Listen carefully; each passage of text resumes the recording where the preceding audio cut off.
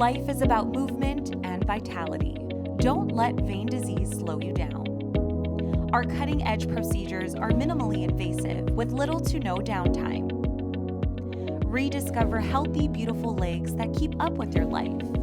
Regain your confidence and freedom to enjoy every moment. Choose Vein Clinics of Hawaii. Your journey to healthier veins start here.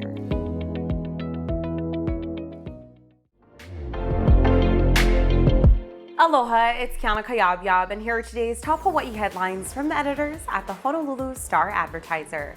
Also, mahalo to Longs Drugs Hawaii for sponsoring the show. Head on over to your neighborhood Longs Drugs for all your shopping needs.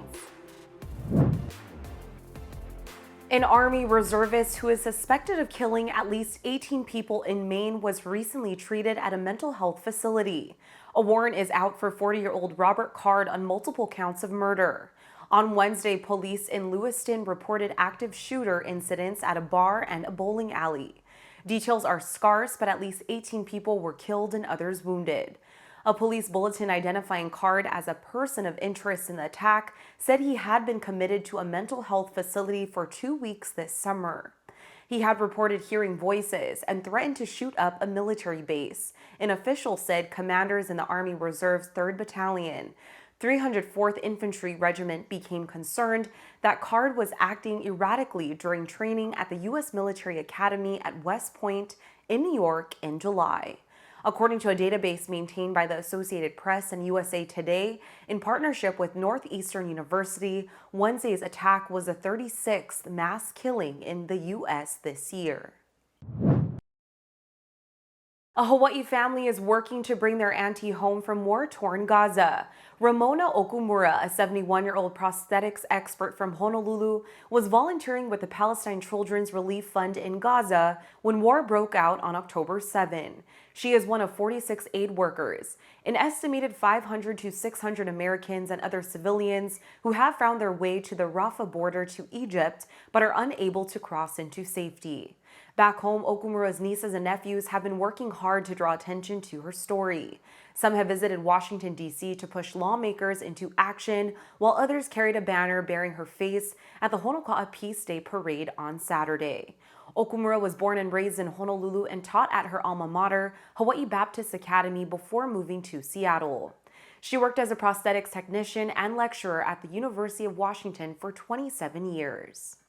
After retiring in 2017, she began to volunteer with the Palestine Children's Relief Fund's Gaza Amputee Project, helping youngsters who lost their limbs due to regional violence.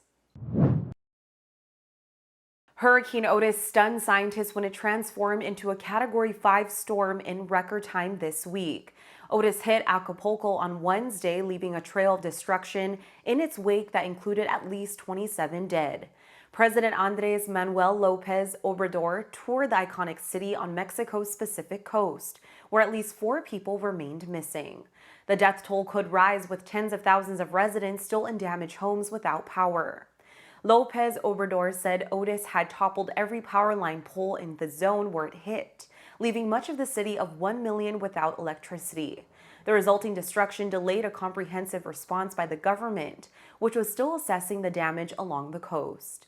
Otis rapidly turned from mild to monster on Tuesday, and scientists are struggling to figure out how and why they didn't see it coming.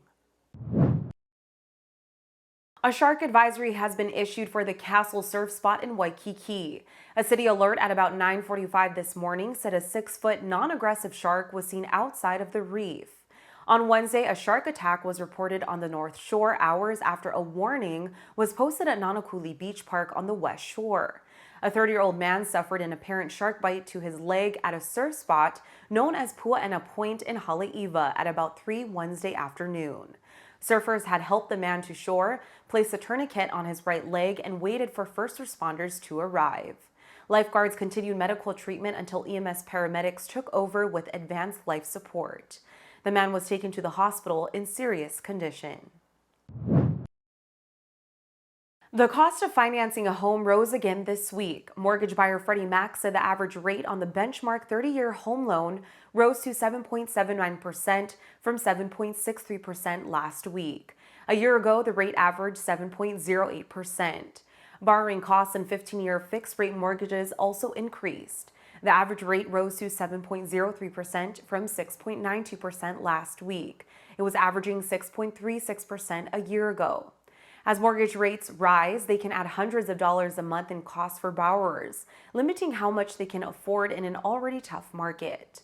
According to the Mortgage Bankers Association, the national median mortgage payment was $2,155 in September, up 11% or $214 from a year ago.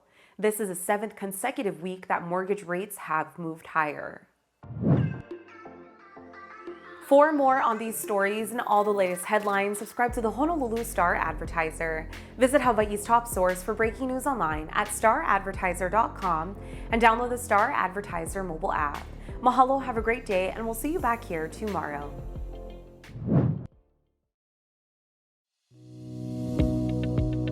Call us at 808-585-2955 or visit our website at vainclinic.com.